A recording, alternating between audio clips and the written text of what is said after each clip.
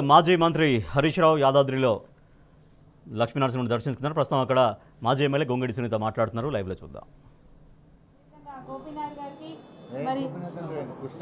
కృష్ణారావు గారికి, మరి వివేకానంద్ గారికి, ముఠా గోపాల్ గారికి, లక్ష్మారెడ్డి గారికి, అదేవిధంగా మరి ఎమ్మెల్సీలో దేశపతి శ్రీనివాస్ గారు, అదేవిధంగా డాక్టర్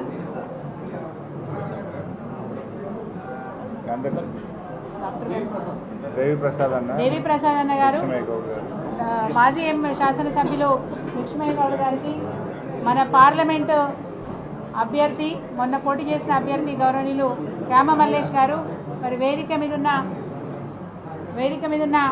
నల్గొండ జిల్లా పరిషత్ చైర్మన్ గారు బండా నరేందర్ రెడ్డి గారు, ఆ జిల్లా అధ్యక్షులు కూడా ఈరోజు ఇక్కడికి వచ్చిన అందరికీ కూడా పేరు పేరు నమస్కారం తెలియజేస్తూ, రైతన్నకు మద్దతుగా గౌరవ కేసీఆర్ గారు ఇచ్చిన పిలుపు మేరకు ఈరోజు ధర్నా కార్యక్రమంలో పాల్గొనడానికి రావటమే కాకుండా, ముఖ్యంగా మాజీ మంత్రివర్యులు గౌరవనీయులు మన సిద్దిపేట శాసనసభ్యులు హరీష్ రావు గారు ఒక మంచి కార్యక్రమాన్ని తీసుకున్నారు.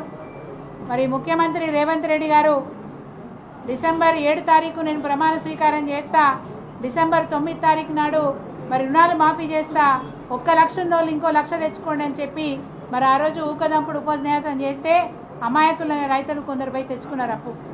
ఆ తర్వాత కూడా వారు భువనగిరికి వచ్చినాడు, యారుగుట్టకు వచ్చినాడు, లక్ష్మీ నరసింహస్వామి మీద ప్రమాణం చేసినారు. నేను చెప్పిన మాటలని నెరవేరుస్తా అని చెప్పి ప్రమాణం చేసినారు. కానీ ఆ పాపాన్ని కూడా మూట కట్టుకున్నారు.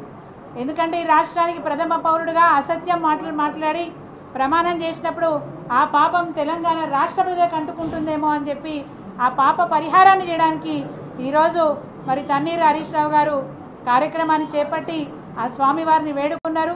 వారికి మద్దతుగా వచ్చిన శాసనసభ్యులకు, శాసన మండలి సభ్యులకు, ఇతర పెద్దలందరికీ కూడా పేరు పేరున ధన్యవాదాలు తెలియజేస్తూ, మరి ఆ స్వామి తప్పకుండా ఈ పరిహారాన్ని, మనం చేసిన పరిహారాన్ని కరుణిస్తాడని, ఆ పాపాన్ని కడిగేస్తాడని చెప్పి మరి యనుమల రేవంత్ రెడ్డి గారికి సద్బుద్ధినిచ్చి ఈ రాష్ట్రం సుభిక్షంగా ఉండేలా చూస్తారని చెప్పి ఆశిస్తూ, మాకు ఒక గొప్ప అవకాశాన్ని ఇచ్చిన మరి తన్నీరు హరీష్ రావు గారికి, వచ్చిన వారితో పాటు వచ్చిన సహచర మరి శాసనసభ్యులకు, శాసన మండలి సభ్యులకు అందరికీ కూడా పేరు పేరున ధన్యవాదాలు తెలియజేస్తూ